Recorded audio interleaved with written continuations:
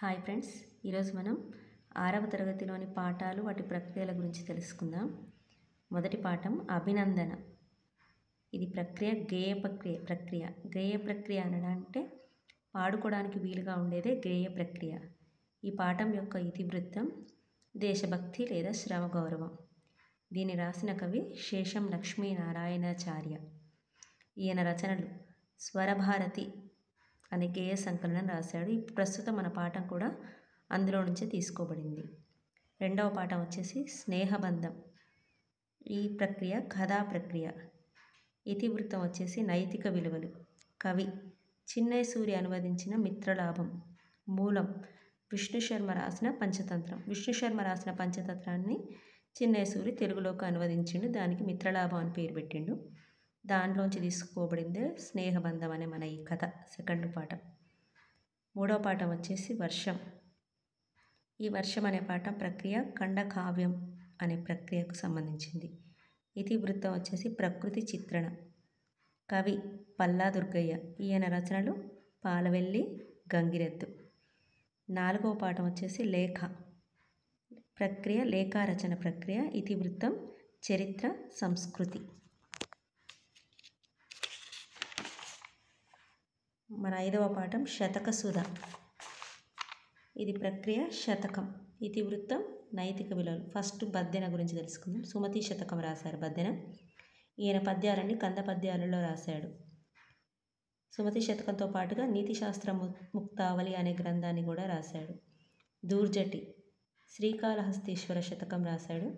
శ్రీకాళహస్తీశ్వర మహత్య అనే ప్రబంధాన్ని కూడా రాశాడు. అతులిత మాధురి మహిమ కలిగిన వాడని ఈయనను శ్రీకృష్ణదేవరాయలు పిలిచేవారు. మూడవది పక్కి వెంకట నరసింహ కవి. ఈయన కుమారీ శతకం రాశారు. 4 ఏనుగు లక్ష్మణ కవి. సుభాషిత రత్నావళి. దాంతోపాటుగా రామేశ్వర మహత్యము, విశ్వామిత్ర చరిత్రము, గంగా మహత్యం అనేవి కూడా రాశాడు. 5 కౌకుంట్ల నారాయణరావు. ప్రభు తనయా శతకం రాశారు. 6 శిరశినగల కృష్ణమాచార్యులు. గాంధీ తాత శతకం రాశారు. దాంతోపాటుగా కళాశాల అభ్యుదయం, రామానుజ చరిత్రం, చిత్ర ప్రబంధం, రత్నమాల అనే ఖండకావ్యం రాశాడు. ఈయనకు గల బిరుదు అభినవ కాళిదాసు.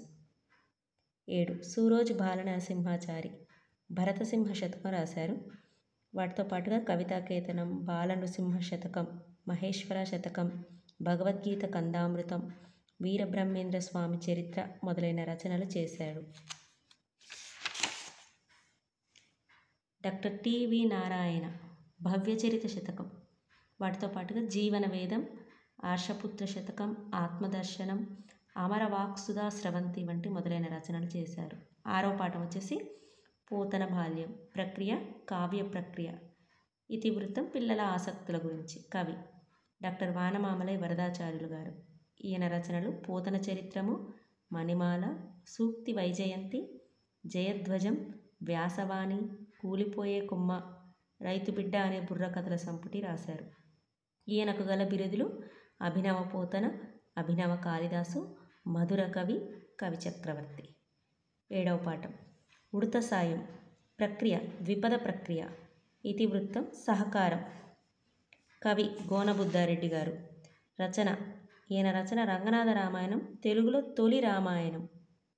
ఈయన యుద్ధకాండ వరకు రాయగా మిగిలిన భాగాన్ని ఇతని కుమారుడు కాచభూపతి విఠలనాథుడు పూర్తి చేశాడు. తెలుగులోనే తొలి రామాయణం ఏదంటే రంగనాథ రామాయణం.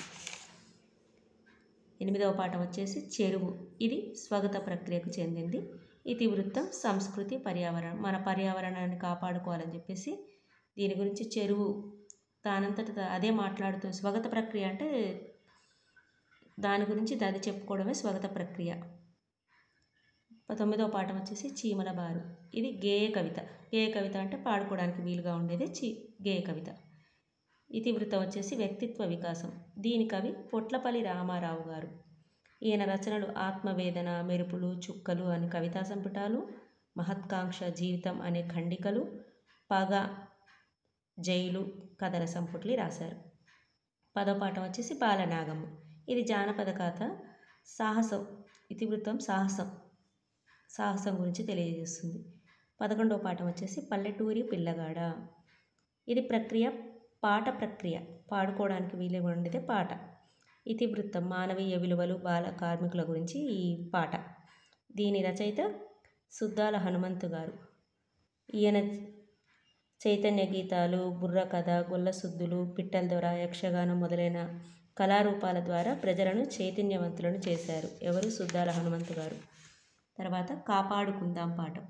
ఇది సంభాషణ ప్రక్రియ. సంభాషణ అంటే మాట్లాడుకోవడం, కాన్వర్జేషన్. ఈ పాఠం పర్యావరణం గురించి, పర్యావరణాన్ని మనం ఎలా కాపాడుకోవాలని చెప్పేసి ఈ పాఠం మనకు ఇవ్వబడింది. Please like, share, subscribe.